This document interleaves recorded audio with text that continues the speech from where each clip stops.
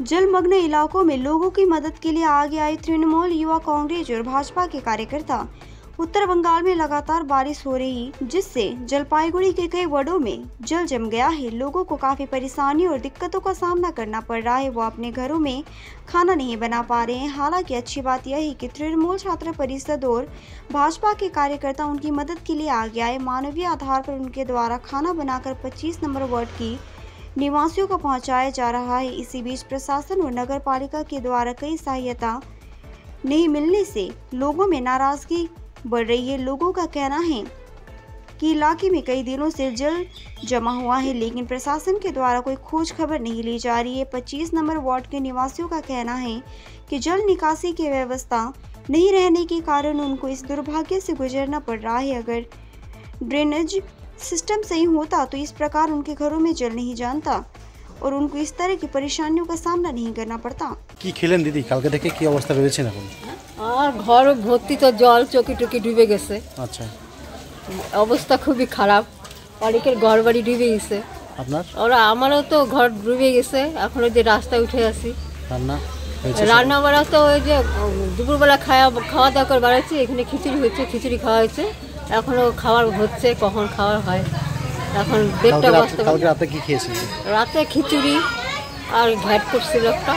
এখন তো 12টা বাজতে চলে, এখন কি খেলেন? এখন ওই যে রান্না হচ্ছে, এখন খাওয়া হয় নাই। আমরা ওই যে পুরি তরকারি কিনে টেনে খাইলাম। বাচ্চাগুলো ওই পুরি তরকারি কিনে খাচ্ছে।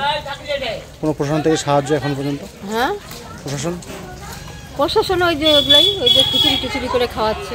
সকাল থেকে কিছু দেয়নি এখন? না। কবে জল নামবে, কি ব্যাপার?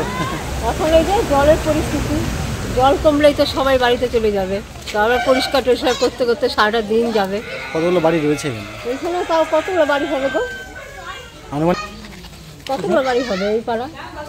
250-300 হবে। প্রচুর মানুষ তাই থাকে আছে। কত মানুষ হতে পারে তাও, বাচ্চা কাচ্চা মিলে? 1000 দিয়ে 250-300 ঘরে এখন কত হবে লোকজন? 500 লোকই হবে। আপনার নাম? আমার নাম শিবানী দাস। মোটামুটি জল সমানে বাড়িয়ে চলছে। হ্যাঁ, জলের গতি এখনো কমতেছে না। এই অবস্থায় তিস্তাপাড়ের অবস্থাটা খুব একটা ভালো জায়গায় নাই। চারদিকে জল বাড়ছে। চারিদিকে জলপাইগুড়ি শহর, পাহাপুর মোড় থেকে আরম্ভ করে সব জায়গায় মোটামুটি এখন পর্যন্ত যা গতকাল প্রায় ডুবেই ছিল।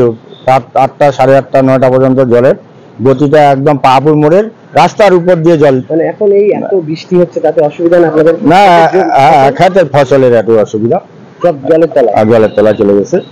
অনেক জায়গায় তো বাঁধে রিপেয়ারিং বাঁধ ফাটল আছে। হ্যাঁ, অনেক জায়গায় কমপ্লেন নেই, মেরামত হচ্ছে। হ্যাঁ, বারে বারে জল বাড়ছে, আপনাদের কি চিন্তা? এটা তো স্বাভাবিক চিন্তা হবে, কোন সময় বন্যা হয়, এটা তো স্বাভাবিক চিন্তার একটা বিষয় আছে।